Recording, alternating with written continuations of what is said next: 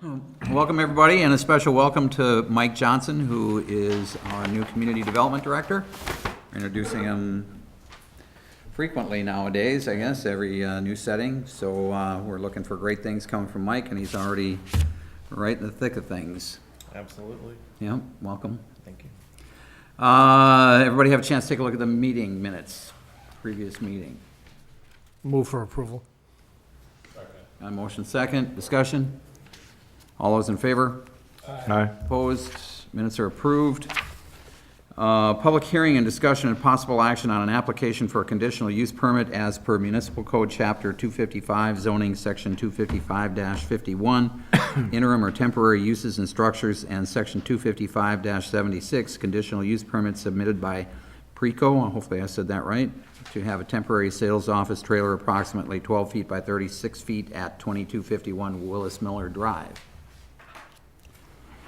Anybody like to make any comments? Anybody here to make any comments? Anybody here to make any comments? Anybody here to make any comments? Need a motion to close? Yes. So moved? Okay, we have a motion to close the public hearing. Is there a second? Yes. Got a motion and a second. Enthusiastic. All those in favor? Aye. Aye. Opposed? Motion is approved. Public hearing is closed. Discussion of possible action on a request by, do we take any action on that after the public hearing? Do you want to, okay, so is there a motion for approval of this, or a recommendation, Mike? The recommendation is to approve. You know, it's a good success story. They've grown relatively rapidly and need to make space to kind of reorganize. They're switching more from food plastics and manufacturing to more of the medical plastics. And this will accommodate their growth plan until they can get an addition to, I believe, the north side of the building planned and under construction. So the big thing here was that obviously this is something that we don't want to have being there long term. So the recommendation is that we review it again in 12 months. Obviously, conditional use permits cannot last more than 24. So by month 12, we should have a good idea of where they are in their growth plan. So Okay. So much all there is to it. it's their intent to build on? Yes. Okay, so this is, you're thinking a year, maybe?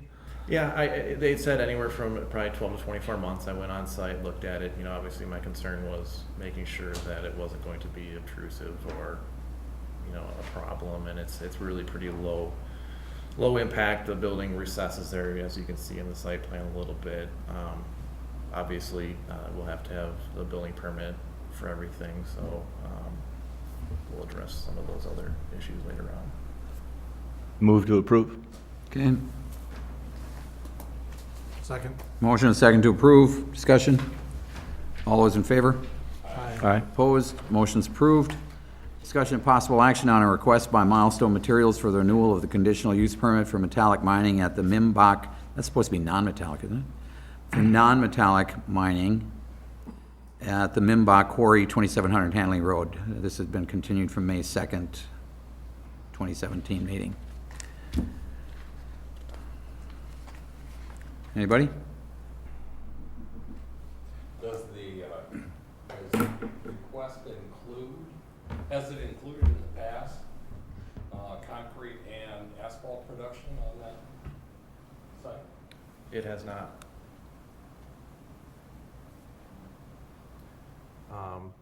You know, this was after the last meeting. For a little bit of history, I was asked to put together the minutes from previous approvals, which is included in your packet, as well as I believe I included some information that Milestone provided on their sites they use to monitor the seismograph, the blasting. So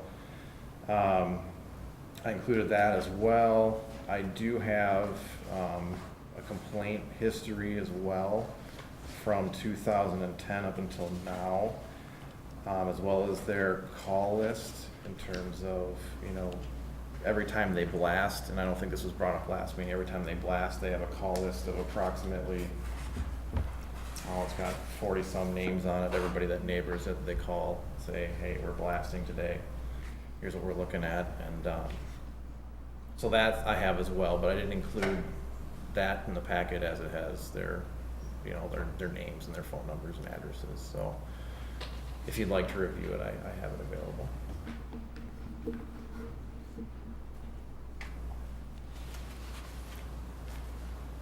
I'd be looking, I think, from staff perspective,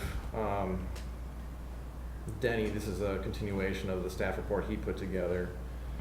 I'd be looking for some kind of guidance on the asphalt, concrete operations, if they wanted to do something like that out there. Do we handle that through separate approvals? My thought would be yes. I think it'd be a little bit easier to get a grasp of. Looking at the past approvals, it had making sure that trucks only use Hanley Road. There were some things for remediation after some excavation or some of their blasting in terms of top dressing the site to make sure that it was stable for erosion purposes. And you can review all of those past minutes in your packets. So most of the concerns that were brought up at the last meeting, Mikey, you guys discussed, including the surveys and any follow-ups that were talked about. Yeah, they provided me with a copy of a study that they did after there was a complaint from one of the homeowners in the area. It was something like 80 pages or something. Yeah, I mean, it seems like that they were pretty responsive in terms of what I've provided when there is a complaint. I know they're here, the applicant's here to address any questions you might have too, but yeah. it's pretty Well, thorough. I'm just asking you specifically on that the staff touch base on those concerns we brought up last time. Yeah, I think for the most part, like I said, everything that we asked for, they provided.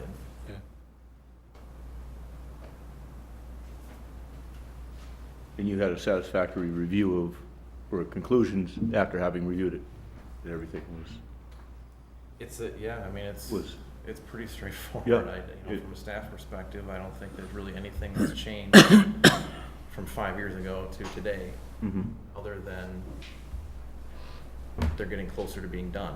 mm-hmm.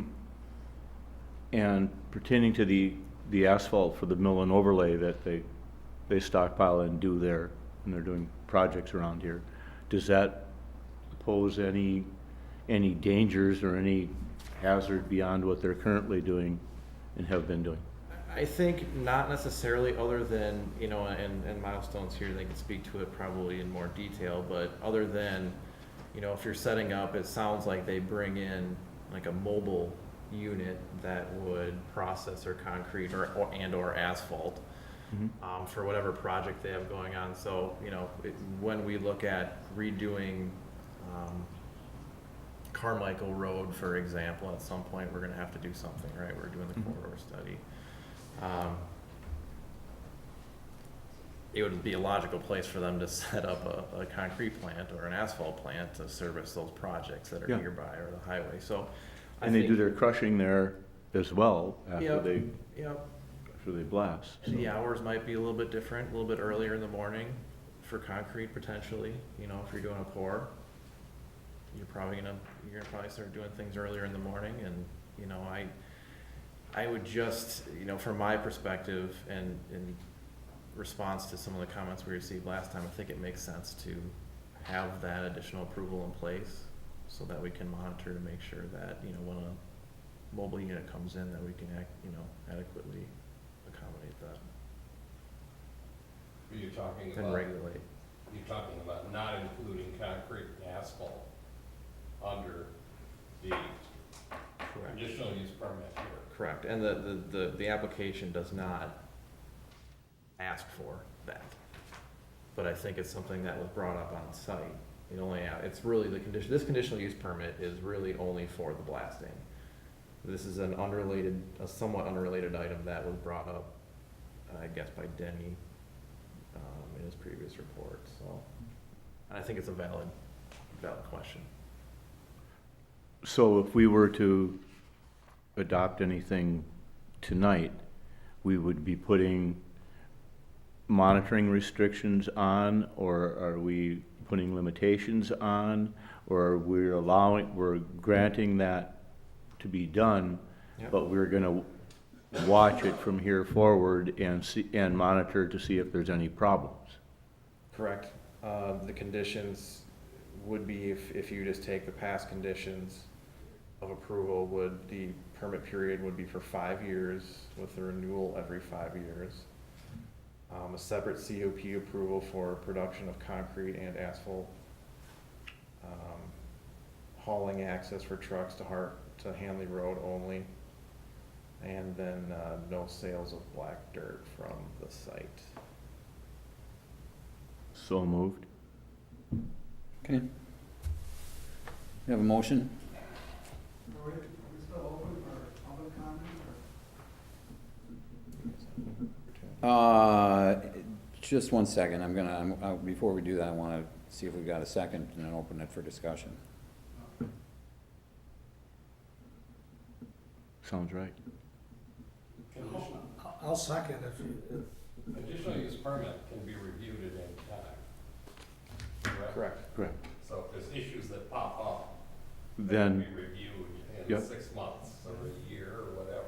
yep, And we are not approving anything for concrete and or asphalt production on that site. We are only approving the continued mining, Correct.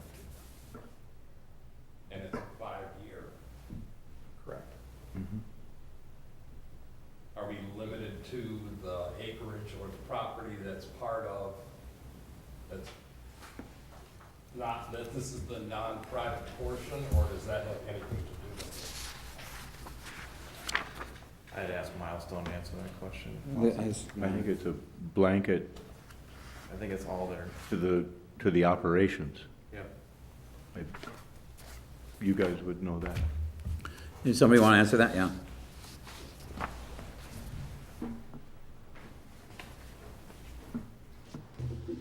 The request would be for the entire You- Bimbog property. Oh, Yeah. Tony Tomaszek with Matthew Construction.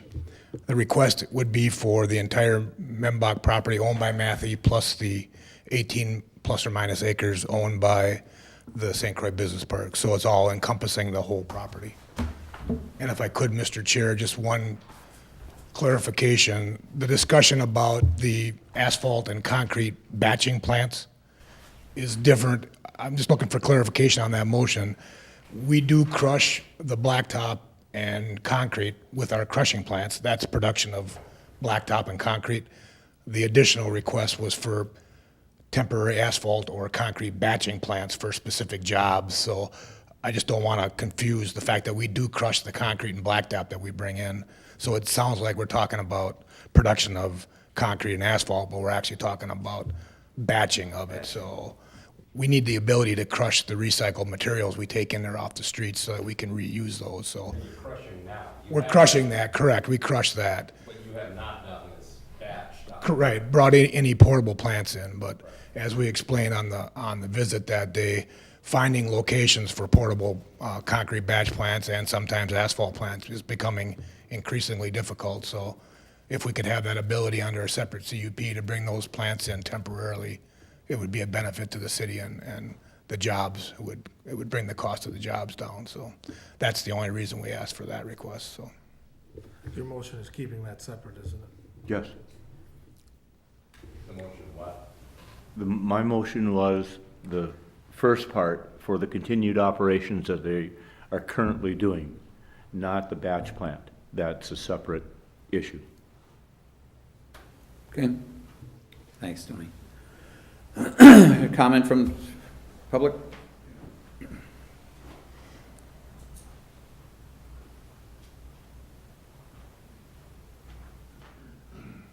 Good evening. Evening. I presented at the last commission hearing on the subject. I'm Roland Rowe at 407 New Century Drive, town of Troy, just south of the business park. We're just south of Tower Road, so by proximity, we're probably within a half a mile of the quarry. And I just wanted to reiterate some of the concern that was expressed regarding perhaps well water and water changes in the area as well. Yesterday, I had the opportunity to change my water filter. As I mentioned in the previous meeting, I've gone from getting fine grit in my well water, if you will, coming through the filter system. And yesterday when I changed the filter, this has been in place now for about a 1 month period of time, I noticed a substantial amount of buildup of sludge again, like I mentioned previously. So something is changing in the water consistency here. And the ironic thing is that a couple, 3 years ago, I believe the quarry started to using water for its operation as well. There's a fire hydrant almost within eyesight of our house. And lo and behold, one day all of a sudden it was all piped up and water was pouring into the quarry, as best we could tell. And it seems to me my water has changed in and about that time as well. And I brought a sample.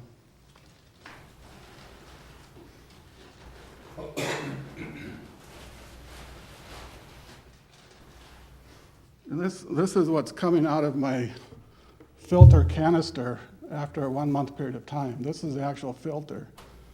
And this is actually the total contents and volume of that filter. So I don't know if you can visually see this. But before it used to be just fine sand perhaps on the bottom of this. And now I've got a full 1.5 inches of sludge or silt or something there. And this is going through our water system day in and day out. When we moved into the house, we didn't have a filter system. That was 12.5 years ago. The previous owner didn't have one. They didn't have a soft water system either. Since that time, we've added both. We initially saw some fine sand contents coming into the filter at the faucet level. So at that time, we thought nothing of that, we'd just keep cleaning those. And then the Pelican guy said, we can't service your property anymore, you're getting too much of this sandy grit. But now it's become much more magnified. And we don't know what's going on in the quarry with water usage, if there's a new process or new application. So we think that's a serious concern. And I'm quite frankly surprised more homeowners aren't taking a serious look at this. When was the last time you had your water tested by them or on your own? The water was last tested with the help of the Mimac Quarry people. Was it 5 or 7 years ago? I think 2010 timeframe. So we got a multi-page report. Nobody knew what it meant, but it seemed like everything was fine. But at that time, the fines coming into our system were just the sprinkle of sand.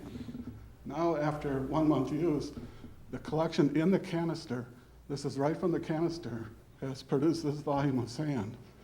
And again, the Culligan people essentially told us they can't service us anymore. What has the DNR said?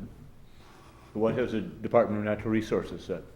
It hasn't been pursued, I have no idea. There's been, this is just my finding from yesterday, changing the filter. Mm-hmm. I just think you have to be aware of it. And something seems to have changed in the process, or something is changing in the groundwater of our facility, so. Understanding the company can't answer that, but have you seen this before? You are a geologist, are you? I am, yeah, Tony's got more experience. Okay. with that. Tony Tomaszek again. While I can appreciate Mr. Rowe's concern about his well, obviously we made an agreement with the city to take city water and use that for our process over there. So we're no longer using our well that we drilled or that Kramer's drilled years ago. We're actually abandoning that well.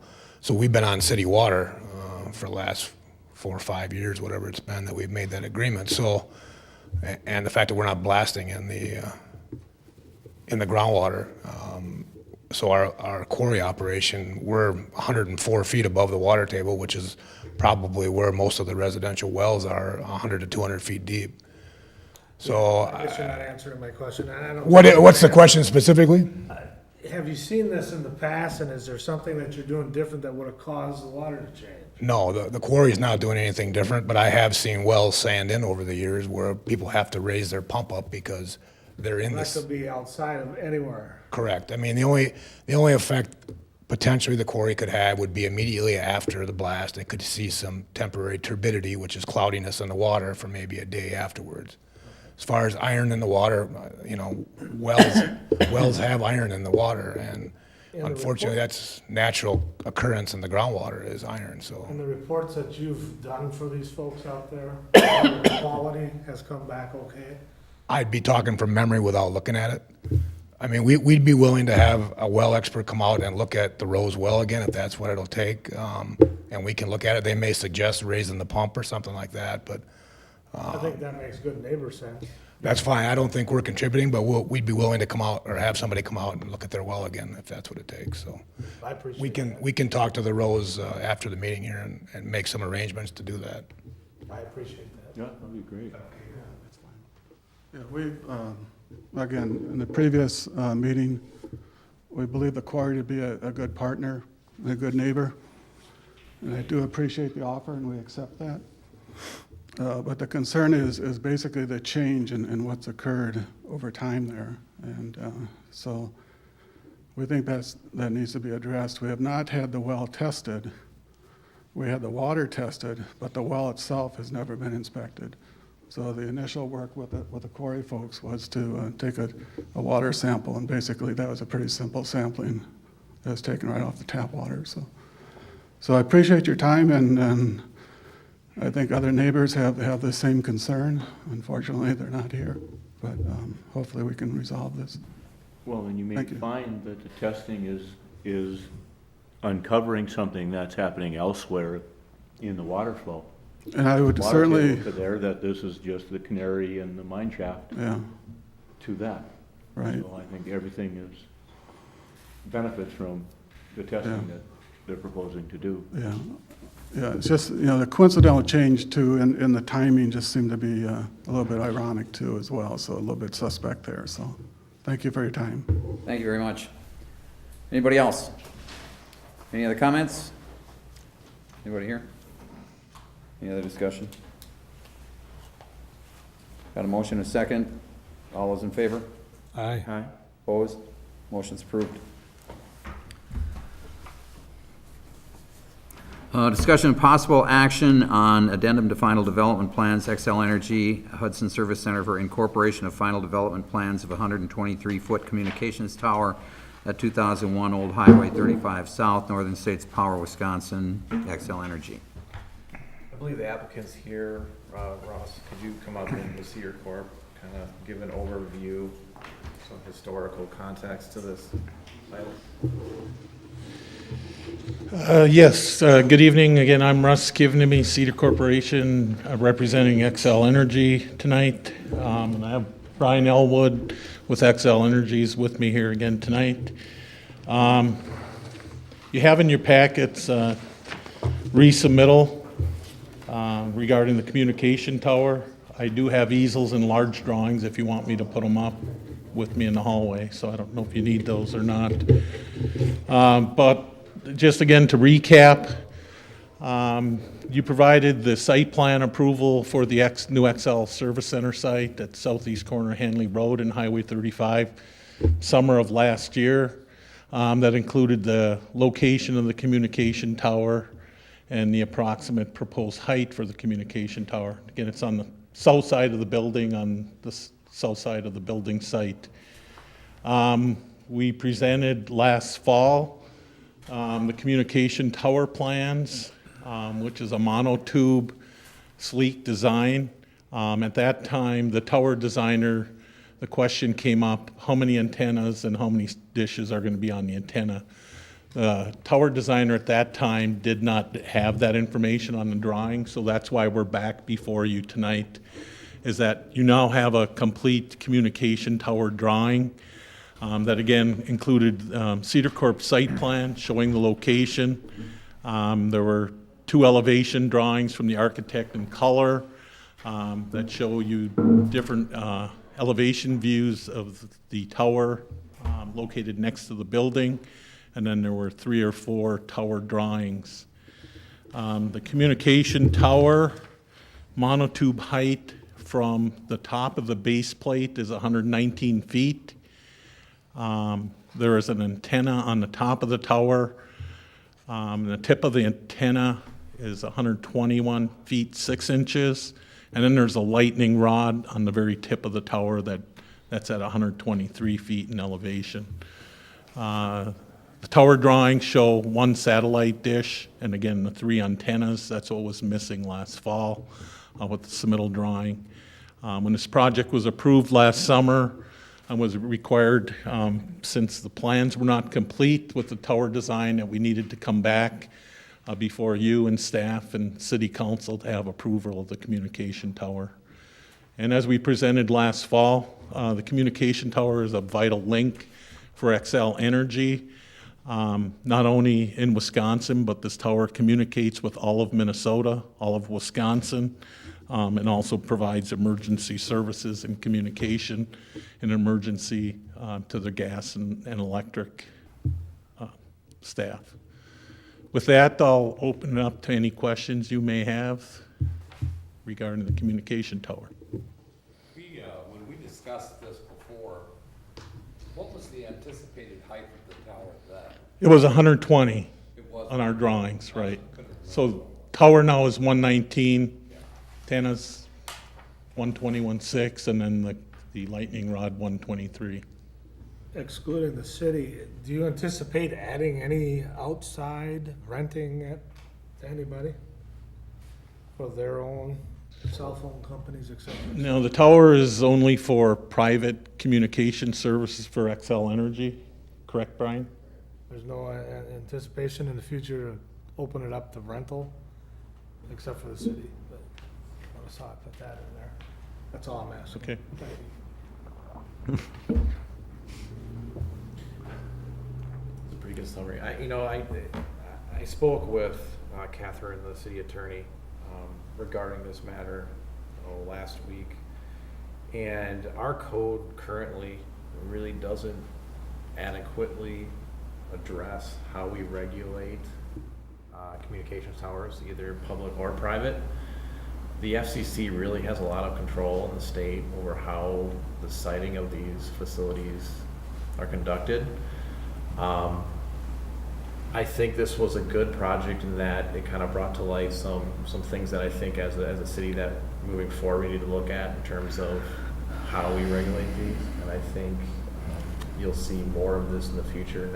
Probably within the next few meetings, I'm going to bring a proposal to the Plan Commission to discuss in terms of how do we become more ready for this, because it's happening more and more. So, and everywhere I've been, obviously you deal with a lot of different providers that want to put up towers or co-locate on different facilities, whether that be power lines or stealth monopoles like this one, or a classic large tower with guide wires. So just to know that that'll be coming forward here in the near future.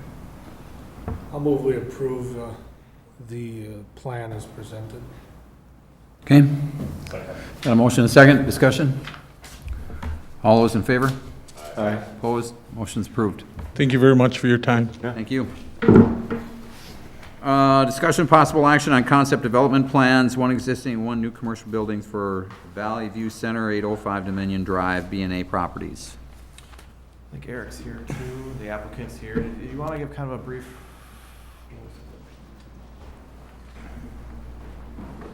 Eric Butler. So general overview on the property, as everybody knows, it's been abandoned and a blight for quite some time. B&A Properties is looking at, we will renovate the existing building, and I think each of you have some artistic renderings, and then add an additional structure that will accommodate a four-tenant space, and the existing building will accommodate a 3-tenant space. It'll essentially be a shopping center. We don't have any specific tenants at this time, right? But just shopping center use. And then there's also a master sign plan. It's conforms a 100, it's 189 square feet and a 45-foot height. So, I mean, I think everything that you have is really laid out the project pretty well. Have you purchased the property or are you renting? The property is set to close July 7th or earlier upon approvals. B&A is? Correct.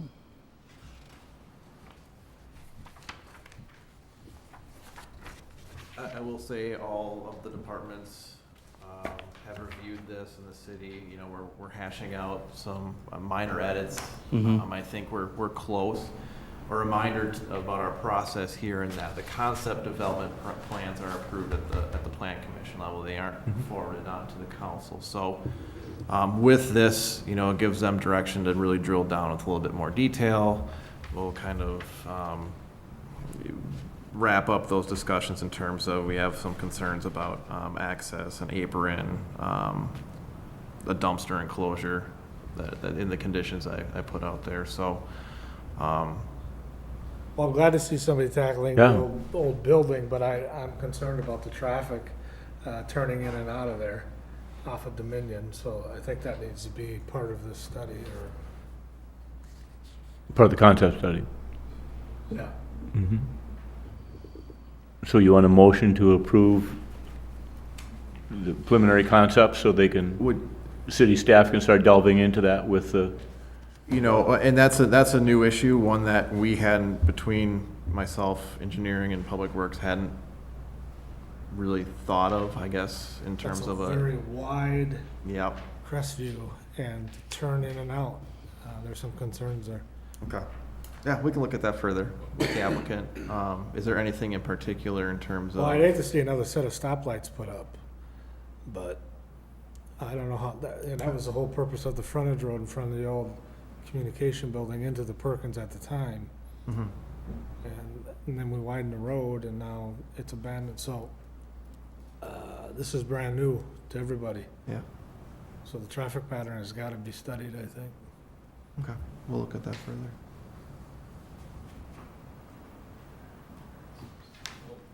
So what's, You want a motion? I would look with for a adding motion. that? May I ask a question? I mean, as far as its current use as restaurant with, I believe, a capacity of, I mean, if we did a square footage on it as restaurant, it's in excess of 150, based on the current parking lot. If it was just exact same use, I believe our use will actually have less overall traffic than if it was just a restaurant again, and That hasn't been maxing out that operational. parking lot. That has not been operational as a restaurant for many years now, and the traffic patterns have changed considerably.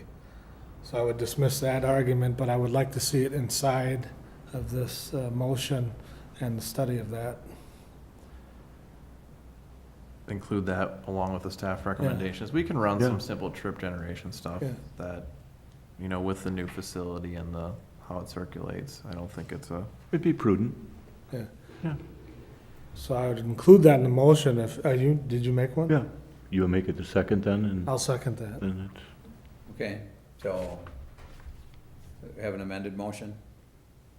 or we just change the main motion that Main motion. we're including, that is, the city staff starts reviewing it and comes back, that in their recommendations, will look at the traffic and make a recommendation And accordingly. for us to clarify too, your motion includes the staff recommendations within the staff report, correct? Okay.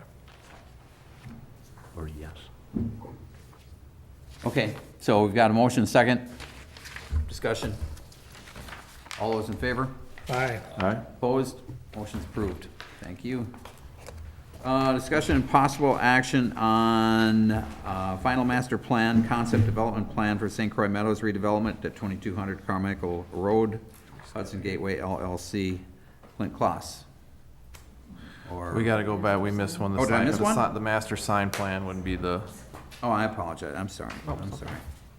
Discussion and possible action on a master sign plan for Valley View Center, 805 Dominion Drive, B&A Properties. So as the applicant mentioned, it's basically, as part of the B2 district, there's an avenue for master sign approval, master sign plan approval, as long as it adheres to a certain set of code restrictions, which they included in their master sign plan. The size is okay per code. The size of the base is consistent with code. Staff has no concerns other than in our recommendation, making sure that we cite it so that it is with, outside of 25 feet of I think it was the right of way. So, pretty straightforward.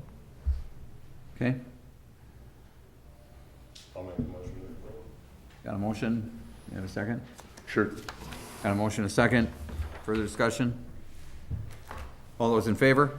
Aye. Opposed? Motion's approved. Discussion and possible action on final master plan, concept development plan, St. Croix Meadows redevelopment, 2200 Carmichael Road, Hudson Gateway LLC.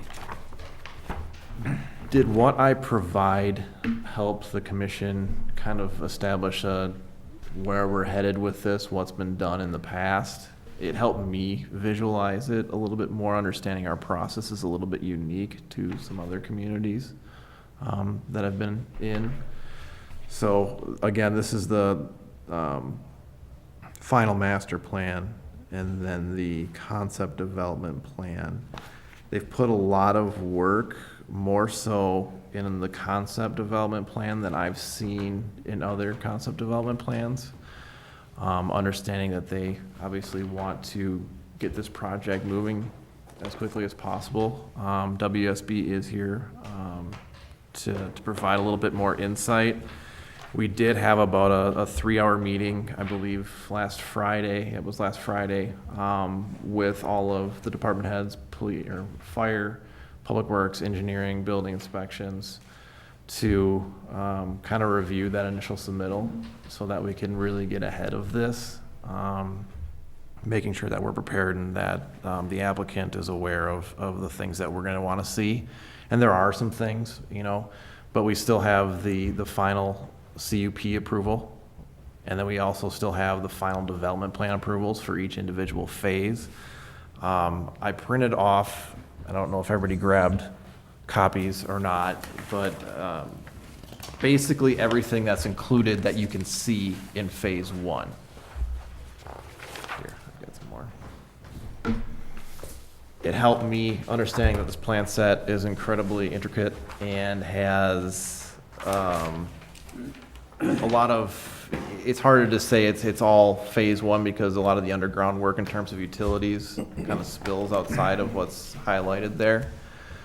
But I think we've got a pretty good plan in place, and if you look at the recommendations in the staff report, I'm confident that we can continue to move this ball forward, and address some of the issues that staff had. There was some, some guidance that the consultant wanted to, from an engineering perspective and future approvals.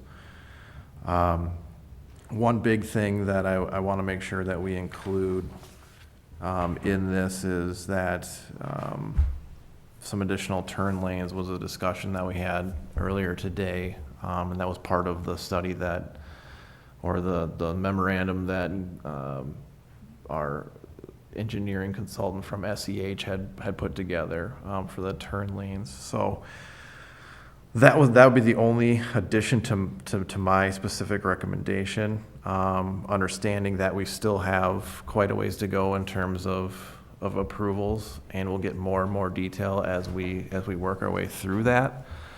But I can say that I'm from a staff's perspective pretty pleased with how this has been coming together, understanding that I got plopped into this in the middle of it. So it's a big project. So Rob, do you want to add to that at all? Thank you. I don't want to add too much. Rob Keene, WSB and Associates, here with Janelle Taveja, who's the project manager, Clint Kloss, who's the client, our client. Just to say that, as you look at how much we've brought before you over time, This has not changed much, so I think we've seen several iterations of the master plan that we're looking for approval this evening. We are looking to move forward with phase one, the baseball stadium being one of the focal points of the project, looking to get the approvals and submittals for those approvals for that portion in as soon as possible. And Mike has been really good working with us in terms of reviewing what we've got pulled together already. The phasing is a bit tricky in that, as Mike said, we are going to have to do some fairly substantial work that will affect the entire property. And that has to come in early on. So while we're going to be doing work that will touch the further and future phases, we are really looking as we move forward through the summer, as we move forward through the next